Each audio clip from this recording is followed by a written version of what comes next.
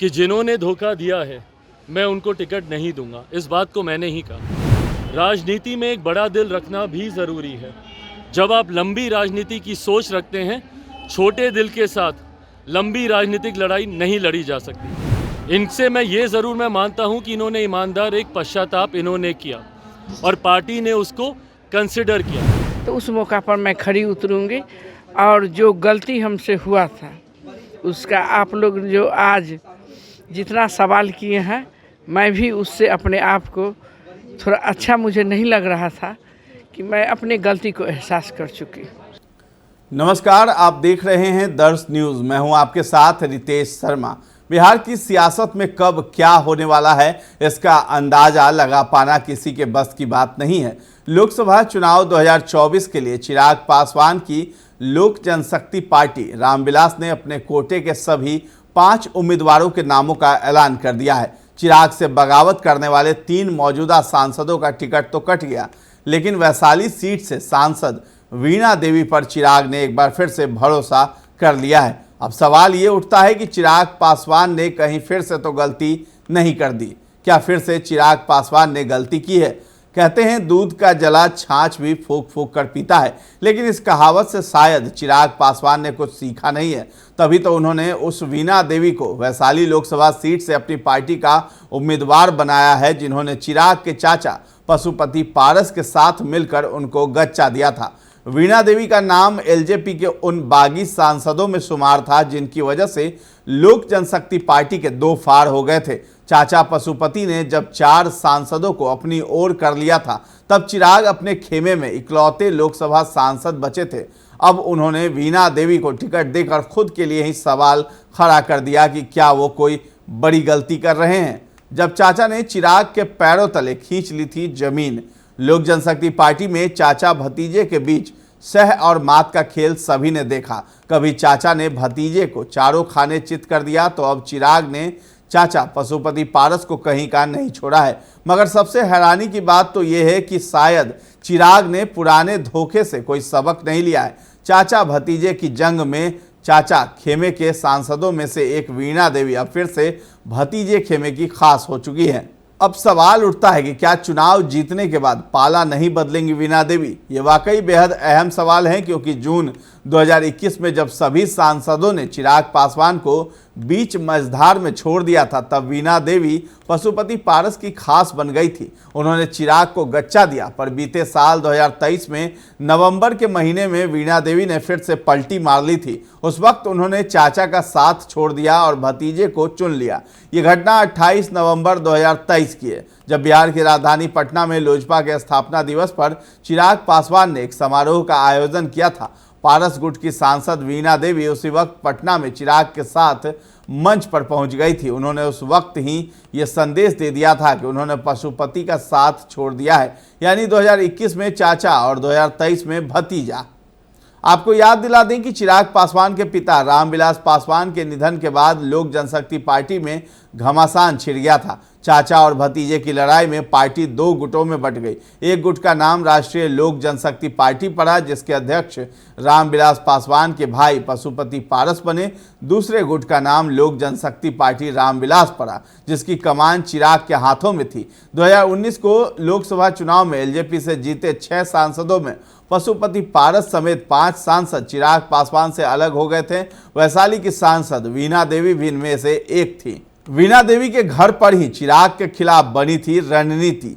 बताया जाता है कि उस वक्त चिराग की कमर तोड़ने के लिए जिस चक्रव्यूह की रचना हुई, उसे सांसद वीणा देवी के घर पर ही रचा गया था। सवाल यही है कि क्या वीणा देवी दोबारा पाला नहीं बदल सकती हैं, जिसे एक मशहूर कहावत से समझने में आसानी होगी कि जो एक बार धोखा दे सकता है वो कभी भी धोखेबाज हो सकता है। Once a cheater always a cheater. ऐसे में चिराग पासवान की ये गलती कहीं उन पर ही भारी न पड़ जाए। लोक जनशक्ति पार्टी रामविलास ने की प्रत्याशियों की घोषणा। एनडीए में शामिल लोक जनशक्ति पार्टी रामविलास ने अपने खाते की सभी 5 सीटों के लिए शनिवार को प्रत्याशियों की घोषणा कर दी।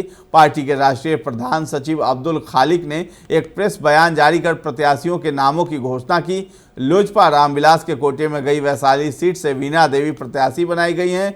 जमुई से अरुण भारती, खगड़िया से राजेश वर्मा, समस्तीपुर से शांभवी चौधरी तथा हाजीपुर से चिराग पासवान प्रत्याशी होंगे। एनडीए के दलों में भाजपा के खाते में 17 सीट, जदयू को 16, लोजपा रामविलास को 5 सीट तथा हिंदुस्तानी आवाम मोर्चा और राष्ट्रीय लोक मोर्चा को 1-1 सीट मिली है। आपको बता दें कि चिराग पासवान से जब दर्श न्यूज ने सवाल किया कि वीणा देवी पर फिर से भरोसा क्यों कर रहे हैं, तो आप भी सुनिए क्या कुछ बोल रहे हैं चिराग पासवान। मैं इस बात को कबूल करता हूं, आपकी इस बात से मैं पूरी तरीके से सहमत हूं और ये बात का एतराज़ मैंने ही सामने सबसे पहले रखा था कि जिन्होंने धोखा दिया है मैं उनको टिकट नहीं दूंगा। इस बात को मैंने ही कहा, पर ये वही वीणा देवी हैं जो कि सबसे पहले, और मुझे याद है जब मेरी नानी का निधन हुआ था उस वक्त ना सिर्फ ये वापस पार्टी के साथ आई, ना सिर्फ इन्होंने अपनी गलती का इजहार किया, उस पर पश्चाताप भी किया।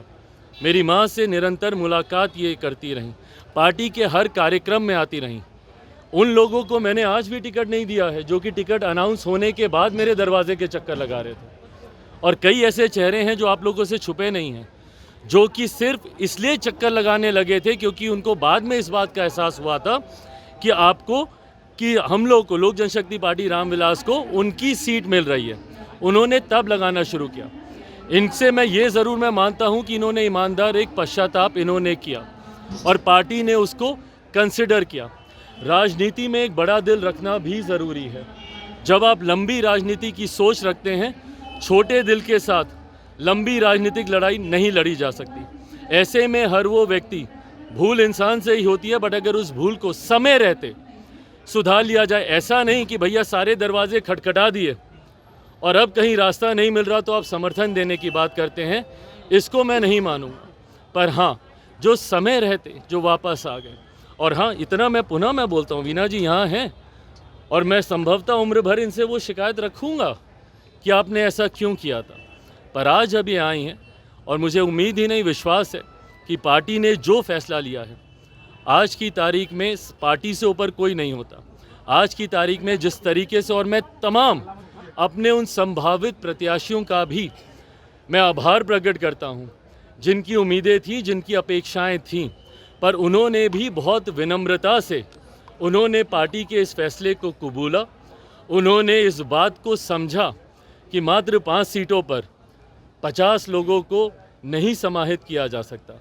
उन्होंने पार्टी पे विश्वास रखते हुए, कल दिन भर मेरी सबसे लगभग बातचीत हुई है, जिन लोगों को भी, जिनके नाम संसदीय बोर्ड के द्वारा प्रस्तावित थे, जिन पर हम लोग चर्चा कर रहे थे। वीणा देवी से जब सवाल किया गया तो आप पर फिर से चिराग भरोसा जता रहे हैं, ऐसा सवाल किया गया, तो सुनिए वीणा देवी ने क्या कहा। आप लोग उनसे भी बात किए हैं, मौका मिला है, मौका दिए हैं तो हम बहुत खुश हैं। अब चुनाव लड़ने क्षेत्र के ओर अब निकल रहे हैं, कल से परसों से वहाँ क्षेत्र में रह।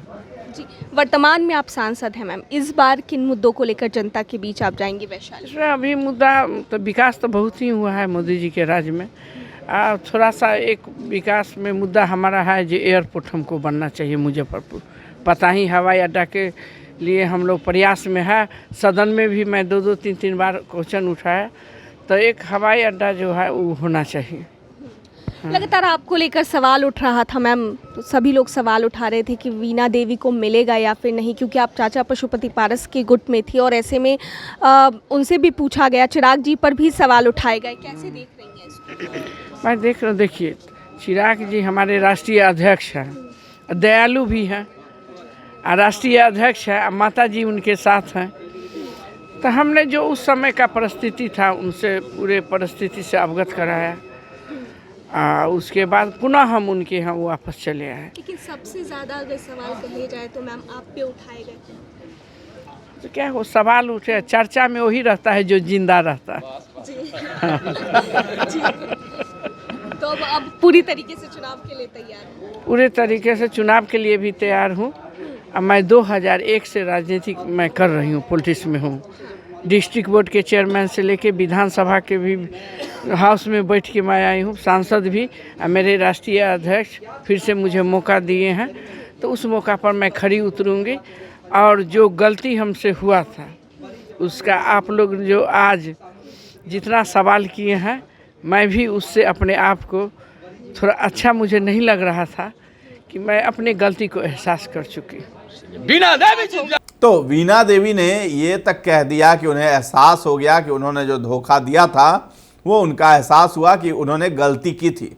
फिलहाल वीणा देवी वैशाली से सांसद हैं। इससे पहले वो गायघाट निर्वाचन क्षेत्र से बिहार विधानसभा की सदस्य रह चुकी है। लोकसभा चुनाव 2019 में उन्होंने लोक जनशक्ति पार्टी के टिकट पर वैशाली से चुनाव लड़ा और आरजेडी के रघुवंश प्रसाद सिंह को करारी शिकस्त दी थी। वीणा देवी का जन्म बिहार के दरभंगा में हुआ। वो मैट्रिक पास है। उनके पति दिनेश प्रसाद सिंह का भी सियासत से नाता है।